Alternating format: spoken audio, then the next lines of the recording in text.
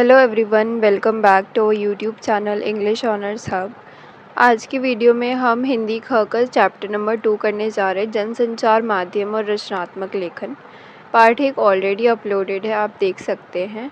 और ये नोट्स आपको हमारे टेलीग्राम चैनल पे मिल जाएंगे, तो आप वहाँ से डाउनलोड करके पढ़ सकते हैं।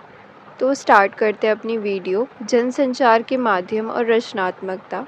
संचार यानी कि कम्युनिकेशन का मतलब होता है कि एक दूसरे से बात करके अपनी भावों, अपने विचारों को बताना।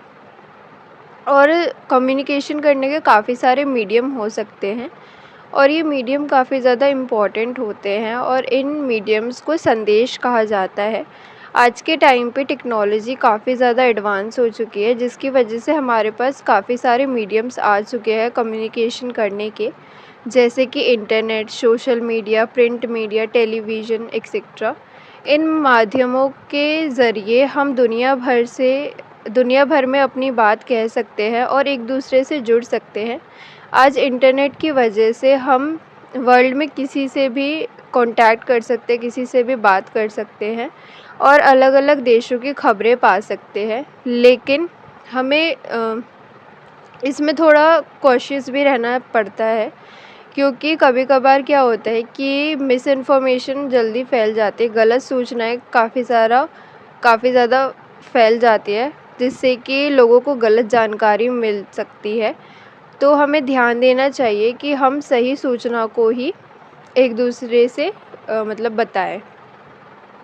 अब है पहला मीडियम, प्रिंट माध्यम। प्रिंट मीडियम यानी प्रिंटिंग मशीन के सहारे जो हमारे पास न्यूज़ या फिर इंफॉर्मेशन आती है, उसे कहते हैं। ये मीडियम काफ़ी ज़्यादा महत्वपूर्ण है और ये बहुत पहले से चला आ रहा है। इसी वजह से लोगों का इस पे जो विश्वास है वो बहुत ज़्यादा है। भले ही टेक्नोलॉजी काफ़ी ज़्यादा डेवलप हो गई है और काफ़ी सारे इलेक्ट्रॉनिक मीडियम आ गए हैं, लेकिन प्रिंट मीडियम की जगह कोई नहीं ले सका।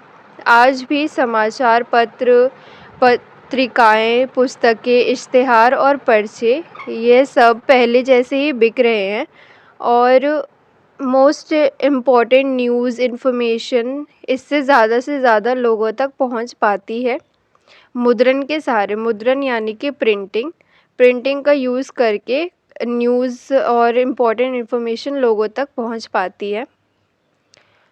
प्रिंट मीडियम की हिस्ट्री सबसे पुरानी है, प्रेस से भी पहले ये आया था।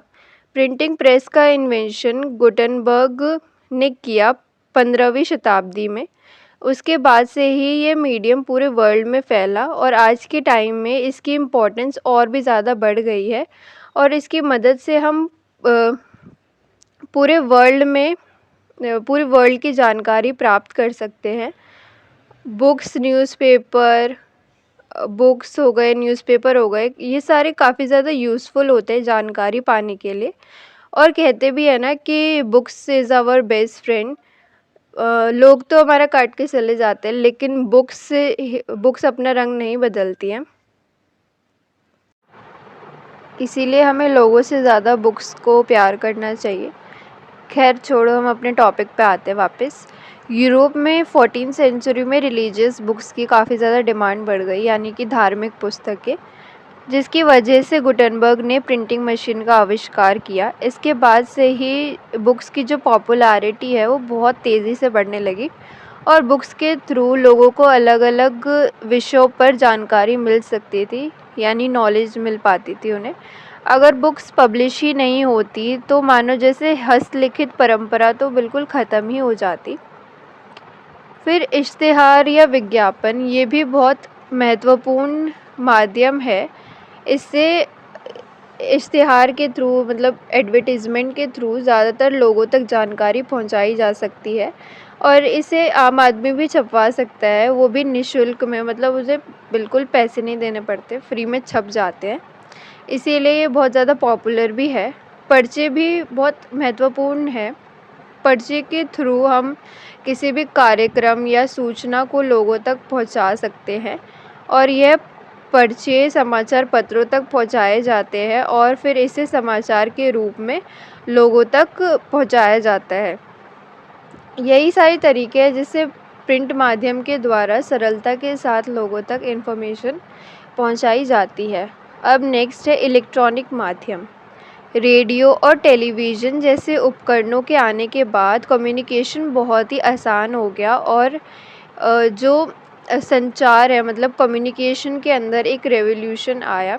इस माध्यम से हम सूचना और मनोरंजन दोनों का ही आनंद ले सकते थे। रेडियो और टेलीविज़न के बिना हमारा जीवन मानो अधूरा है और ये इससे हम टेलीविज़न के थ्रू हम ताज़ा खबरें, ताज़ा सूचनाएँ प्राप्त कर सकते हैं और प्रिंट माध्यम का यही एक लिमिटेशन थी कि उसमें हम ताज़ा खबर नहीं पा सकते थे। एक दिन जो खबर बीतती है वो हमें एक दिन बाद पता चलती है। तो यही इसका एक मेन एडवांटेज है इलेक्ट्रॉनिक माध्यम का कि इसमें हमें ताज़ा एकदम सूचनाएँ मिलती हैं, ताज़ा जानकारी मिलती है। तो अब हम एक-एक करके पढ़ते हैं। रेडियो का आविष्कार अंग्रेज़ और जर्मन वैज्ञानिकों ने किया था, लेकिन सबसे पहले संदेश इटली के इंजीनियर गुग्लियो मार्कोनी ने भेजा था। रेडियो पहले पर्सनल यूज़ के लिए इस्तेमाल किया जाता था, लेकिन बाद में सरकार ने इसे नियंत्रित किया और आकाशवाणी नाम से शुरू किया और ये देश के हर एक कोने तक पहुंचा। इसके अंदर काफ़ी सारी भाषाओं में कार्यक्रम दिया जाता था। एफ़एम के आने के बाद रेडियो में मनोरंजन भी जुड़ गया।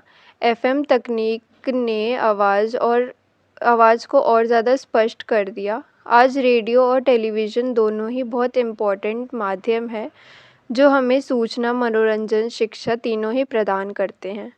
टेलीविज़न बहुत ज़्यादा इम्पोर्टेंट है, ना केवल इसमें हम आवाज़ सुन सकते हैं बल्कि चित्र भी देख सकते हैं और ये भारत में भी इसका आगमन हुआ, इसकी सुविधा शुरू हुई और दूरदर्शन के माध्यम से भारत में अलग-अलग कार्यक्रम इसमें प्रस्तुत किए जाते थे।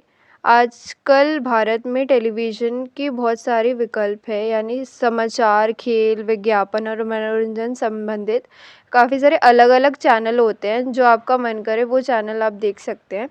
इससे जनता को अधिक मनोरंजन मिला। पहले फ़िल्म भी शुरू हुई थी। पहले फ़िल्म जो थी वो ब्लैक एंड वाइट चलती थी और मूक थी। मूक यानी कि म्यूट थी, उसमें कोई भी आवाज़ नहीं होती थी।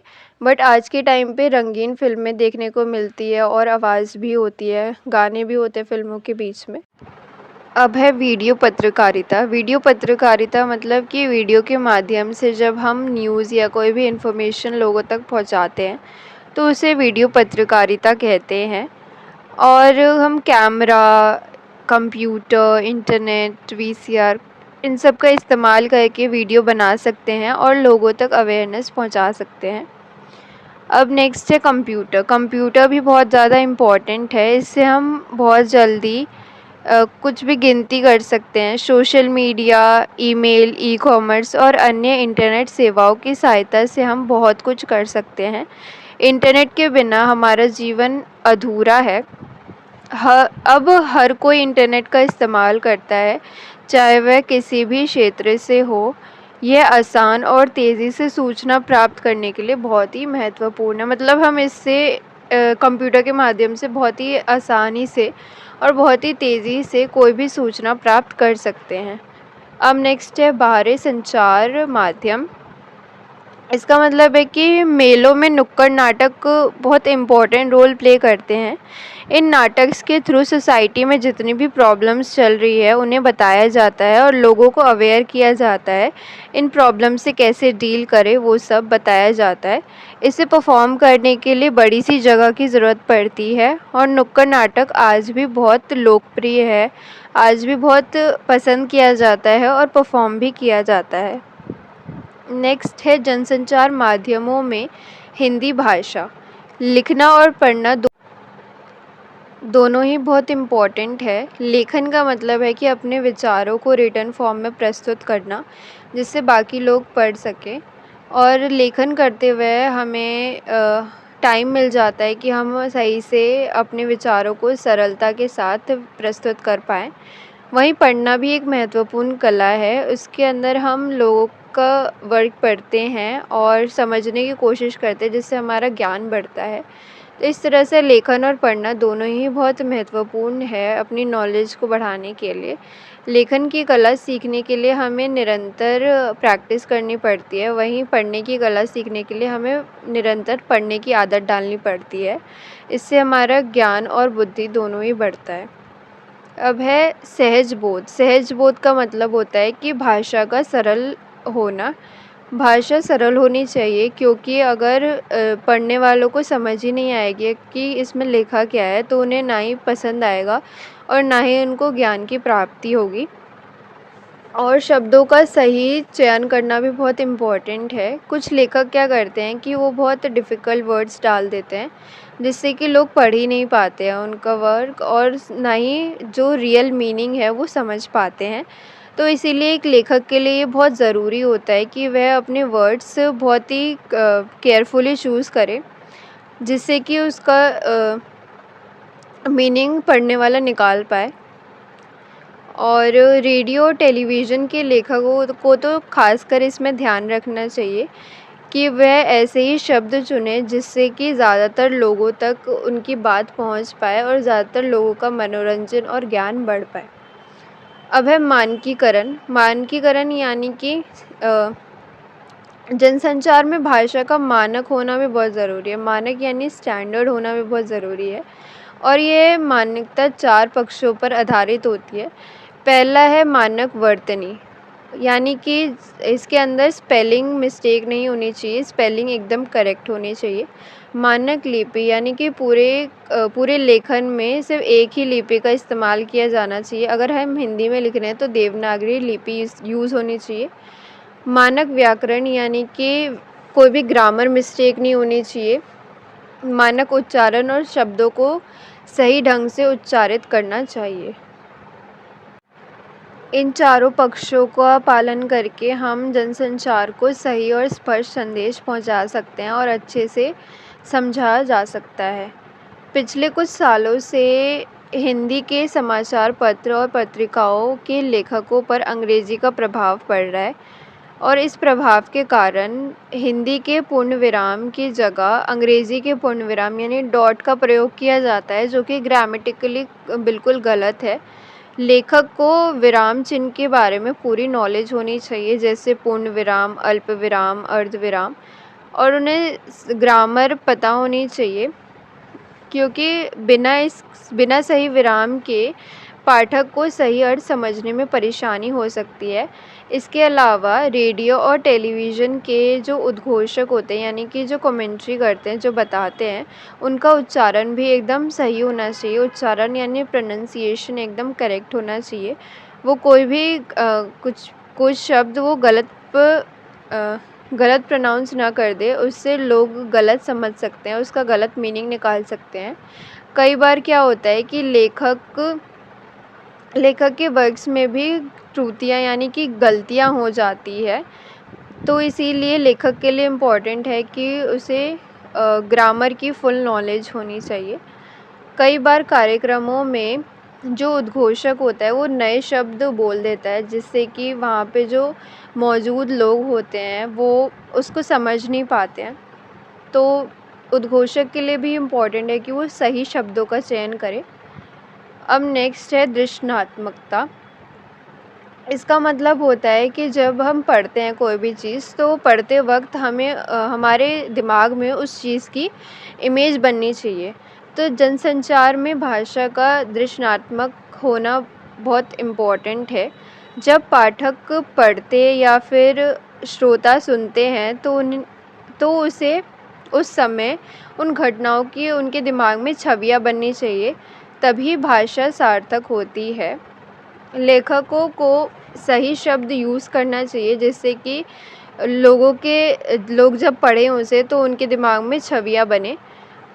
जो आंकड़े हैं, फैक्ट्स हैं, इन सब में दृश्यात्मकता इतनी इम्पॉर्टेंट नहीं है, लेकिन कमेंट्री या फिर उद्घोषणा करते समय ये बहुत ही इम्पॉर्टेंट है। ख़ासकर रेडियो के लिए ये और ज़्यादा इम्पॉर्टेंट है, क्योंकि इसमें चित्र नहीं होते, तो इसलिए जो रेडियो के उद्घोषक होते हैं उनको इस चीज़ का ख़ास ध्यान रखना चाहिए। सो यहीं पे हमारा चैप्टर ख़त्म हो जाता है। अगर कोई भी डाउट रहता है तो आप कमेंट में पूछ सकते हैं, और ये नोट्स आपको टेलीग्राम पे मिल जाएंगे, तो वहाँ से आप डाउनलोड करके आराम से पढ़ सकते हैं। Thanks for watching.